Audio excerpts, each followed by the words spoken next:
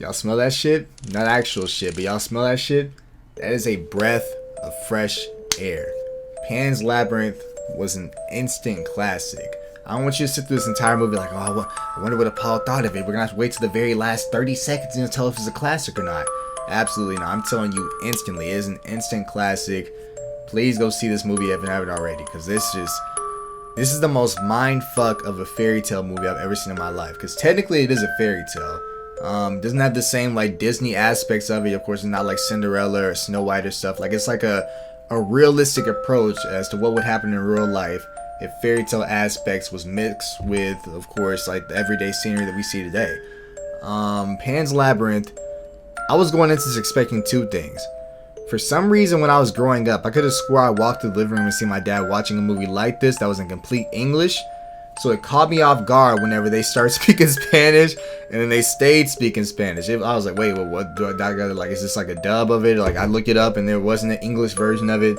So I don't know what the fuck my dad was watching back then. There was a movie, I swear, completely like this that was in English, but I don't know what the hell he was watching because it looked like Pan's Labyrinth, but I guess it wasn't. Another thing I expected was it was a kid's movie, which it tells you really fucking fast that this is not a kid's movie whatsoever. This movie does a great job at setting the tone very early on that what you're about to see throughout the rest of this movie is not gonna be all peachy and fairy tale like and happy ending type stuff. Like it tells you very on, like it's not gonna, we're not doing that this way. This may be a fairy tale, but it's not gonna be light. The topics we're discussing is not gonna be light whatsoever. Like there is literally a man and woman tortured in this movie. If you haven't seen it, go watch it. I won't spoil too much. I try not to, because like whenever I talk about amazing movies on here, I want you guys to go in there and watch it and then tell me what you guys feel in the comments and stuff like that. But yeah, the tone setter happens very early.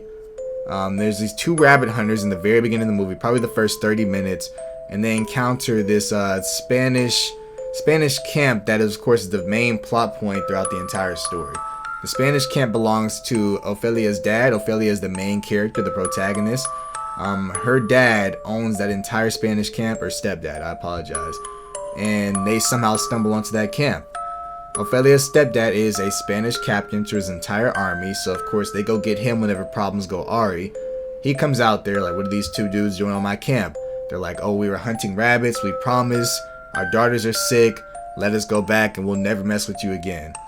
Well, he thinks they're lying, so he immediately grabs a bottle out their bag, seems to be like a hefty wine bottle, and proceeds to just smash their head in for at least 30 times, like 30-40 times. It shows it, and it shows their nose just completely getting bashed in until it's flat, and it makes the sound effects. Like it's nowhere near a kid's movie. Like if you haven't seen this, if you're a child, I don't even know why you're watching this channel, first of all, but yeah, like don't watch it because it's crazy. Like there's a lot of stuff in this movie that, you know, children shouldn't be seeing and stuff like that. But aside from that, like this movie was damn near perfect. The OST, the soundtrack was perfect. The character development was perfect. There was a lot of characters inside this big melting pot of a cast that definitely had some growth. Of course, we have Ophelia, who is the protagonist. Her growth is kind of to disobey society as it is. Like there's basically Ophelia, and who she's listening to in this entire fantasy world is a satyr. The satyr is giving her a list of things to go and do in order to like make sure her mom is safe as she gets, you know, gives birth to the baby that she's having. A lot of stuff going on with that. He tells her to go different tasks and stuff like that. She goes and does it, but there's just like small things that she keeps like not listening to. Like he tells her to go inside this place, but don't anything. She goes in there, eats immediately. He tells her to go inside this place, sneak inside there, don't make yourself noticeable. She goes in there, gets caught immediately. There's a lot of stuff that she's doing, but it's in order to grow her character. Like the entire time that he's telling her to do stuff, she's supposed to not listen to him, you feel me? To prove that she's worthy of being the princess that she is. That's the best I can explain it. Like without you have seen this movie. If you've seen it, you know what I'm talking about. But if you haven't, you're probably confused, like what the fuck is going on? Like what is this guy talking about? But go watch Pan's Labyrinth. It's an instant classic, I promise you. This is definitely going onto the list. Right now we have seen 2 classics so far. Alien was a classic. Pan's Labyrinth was a classic.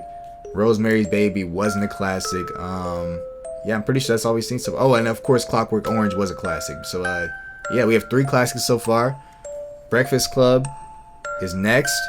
I'm gonna make a video on that soon because that is not gonna be as good as this one. Like I've already I watched it at the same time. Like I watched Pan's Labyrinth and now watch Breakfast Club, and it's, yeah, get ready for that because I'm slandering that movie. That there is no reason that people should put Breakfast Club on as high as a pedestal as people put it, because that movie is dog water.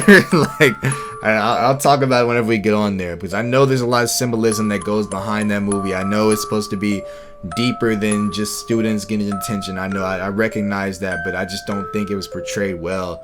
It was portrayed in sort of like a goofy manner, and of course I got a lot to talk about it because I'm talking about it during a Pan's Labyrinth movie. So Pan's Labyrinth, a smooth 9 out of 10 in terms of classics. For sure, a classic movie.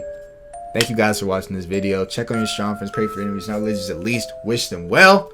And I'll see you guys in the next one. Peace out, y'all. Love you guys.